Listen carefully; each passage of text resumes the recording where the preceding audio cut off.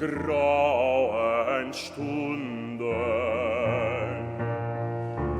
Wo mich des Lebens viel der Kreis und strickt,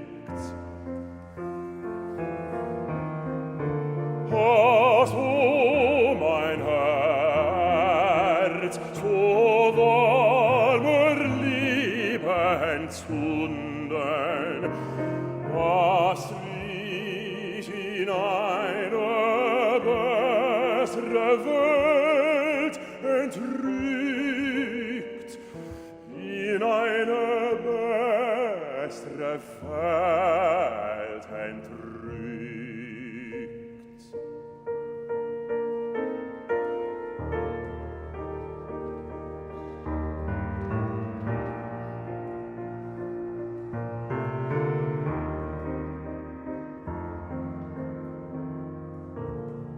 Oft hat ein Seufzer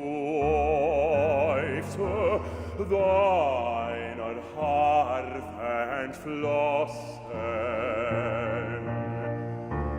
ein süßer, heiliger Akkord von dir. Den Himmel bessere Zeiten mir erschlossen, du holde Kunst, ich danke dir dafür, du holde Kunst, ich danke dir.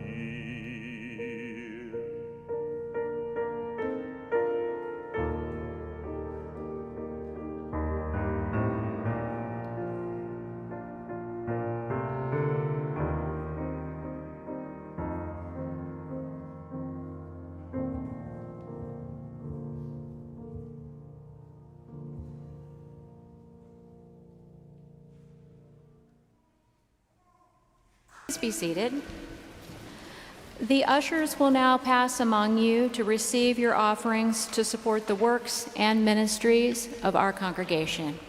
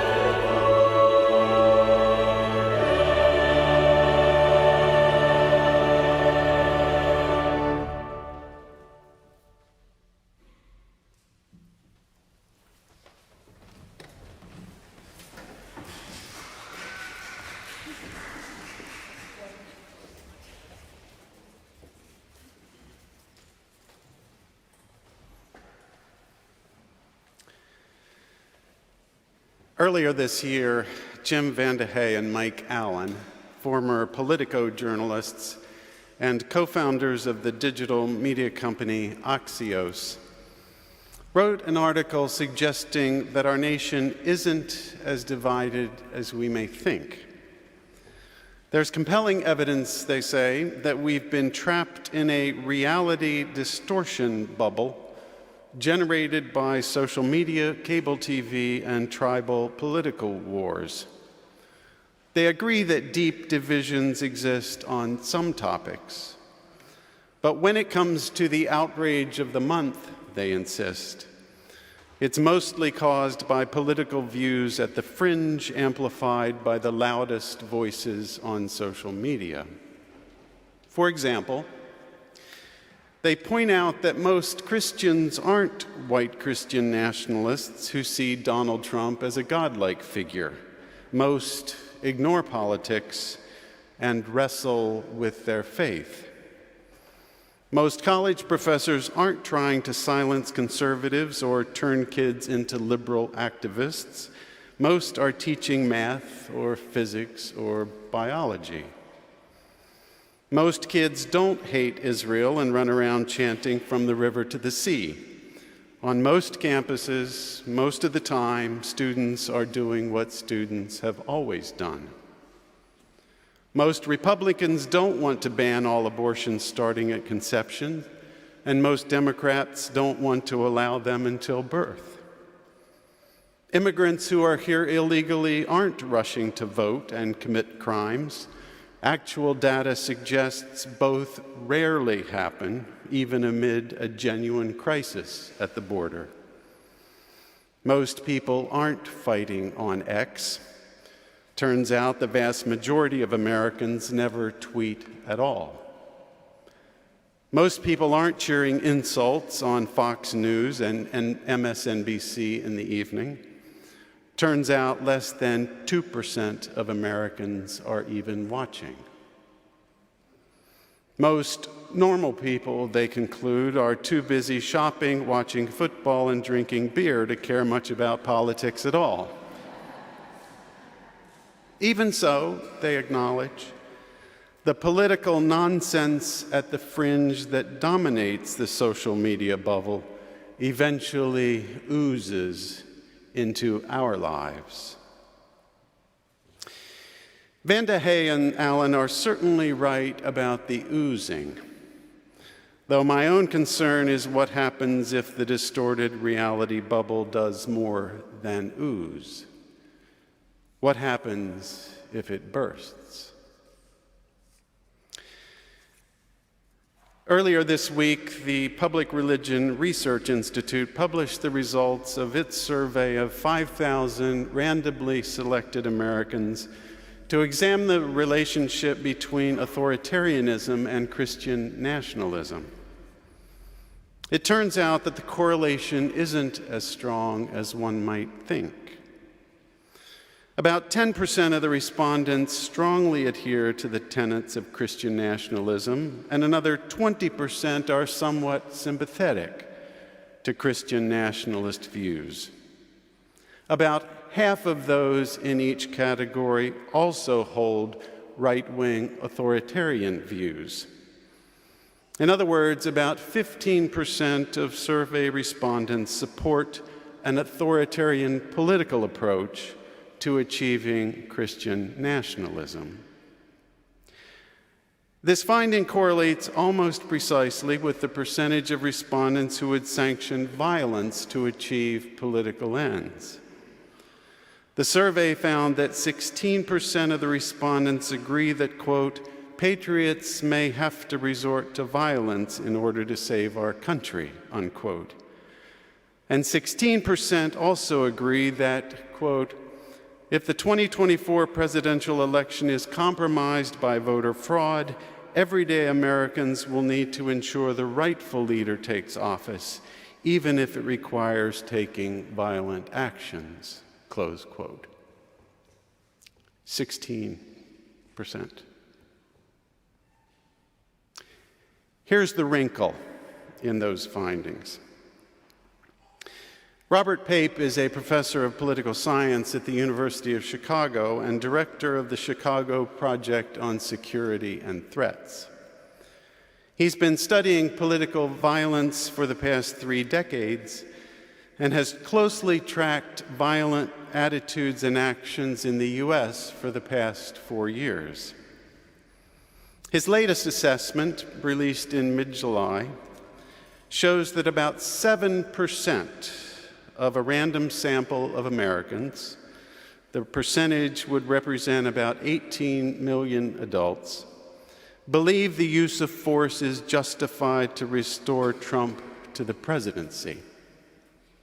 At the same time, about 10%, 26 million Americans, believe the use of force is justified to prevent Trump from becoming president. Subtleties aside, only about half of each of these cohorts own guns, and roughly half of the gun owners are Republicans and half of them are Democrats. While the absolute number of gun owners who believe in political violence is relatively small and politically somewhat balanced, the potential for catastrophic harm to our nation remains. As Pape pointed out to CBS News, our nation has long been a majority white nation, and it has been transitioning over the past several decades into a minority white nation. These changes will continue for at least another decade or so. But some parts of the country and some people in the country don't want to change, Pape observes, which has precipitated a crisis in our democracy and an increase in political violence. The early 19th century Prussian general and military theorist Karl von Clausewitz famously observed that war is the continuation of politics by other means. When diplomatic overtures and political negotiations between adversaries break down, the conflict continues with weapons instead of words. These two realms, von Clausewitz says, the political realm and the military realm, are different in degree but not in kind. One can certainly point to many historical instances to prove this point. My interest this morning, however, is the extent to which the corollary of von Clausewitz's dictum is also true, that politics is the waging of war by other means. The problem is that our democratic political system wasn't designed either by the ancient Greeks who invented it or the U.S. founders who implemented it, to accommodate diversity, much less foster it. It was designed to enable the few, educated, landowning men from a relatively homogeneous dominant culture, to share equally among themselves the privilege of ruling the many. The idea that a sprawling nation like ours, its land stolen from native inhabitants, and its economy made prosperous by the labor of enslaved people, and now populated by diverse populations from around the globe, each with their own histories, their own cultural traditions, their own religious traditions, and their own political proclivities. The idea that such a nation could become really and fully a democracy is an extraordinarily ambitious goal. For good reason, the effort to establish a democracy in the United States has often been dubbed the Great Experiment. The term originated as a mistranslation of a passage in the book Democracy in America by the French historian Alexis de Tocqueville. He visited the U.S. in 1831 to assess the promise and pitfalls of democracy. While he didn't describe America as the Great Experiment, He did say that it was an attempt to construct society on a new basis, one that had before been deemed impractical, for which the world had not been prepared by the history of the past. However new, however unprecedented, however impractical this new form of governance may be, we've made progress toward it. Look back 154 years to 1870, when the 15th Amendment granted all male persons the right to vote. Look back 104 years to 1920, when the 19th Amendment granted women the right to vote. Look back 60 years to 1964, when the Civil Rights Act outlawed discrimination based on race, color, religion, sex, national origin, which was extended to include sexual orientation 4 years ago. Look back 9 years to 2015, when gay marriage was legalized in all 50 states. The progress we have made toward fulfilling our nation's promise of equal freedom and equal dignity has been astounding. It's true that there have been setbacks in the past, and there will be setbacks in the future. There will always be those who oppose freedom's march, and by whatever means necessary. Even so, the progress we have already made should renew our commitment to someday, somehow, some way, fulfilling our promise as a nation. No one is truly free until all of us are free.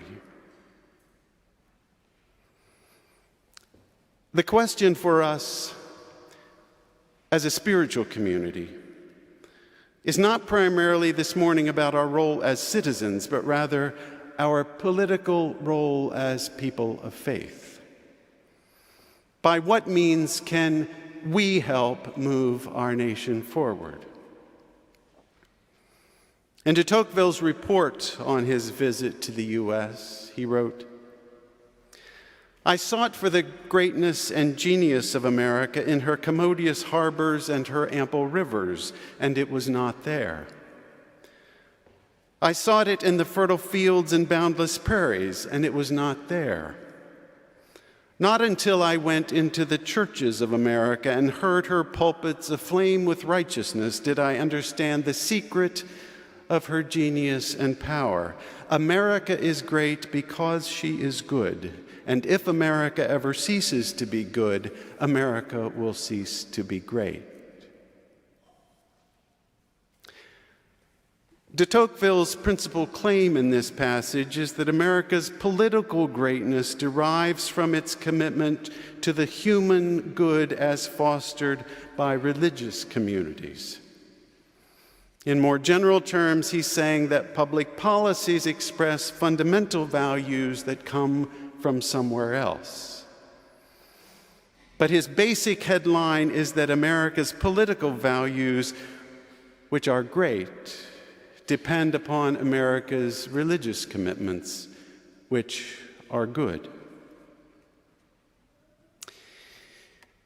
While de Tocqueville correctly observes that democracy at its best serves more fundamental moral or religious values, he's off the mark in assuming that America's preachers have always made moral goodness the touchstone of their values. The legacy religious traditions of this nation have a decidedly mixed record when it comes to all sorts of moral issues: slavery, women's rights, civil rights, gay rights, environmental justice, and so on. Even so, de Tocqueville's point remains valid. Political values express moral values that come from somewhere else. In our current cultural environment, the market and the media play an outsized role in establishing what Americans value: individual autonomy and collective consumerism. To counter these threats to a shared sense of well-being, I believe that enlightened communities of faith remain essential to democracy. We need communities of spiritual practice to demonstrate ways of living in which each element of creation exists in a beneficial relationship with everything else.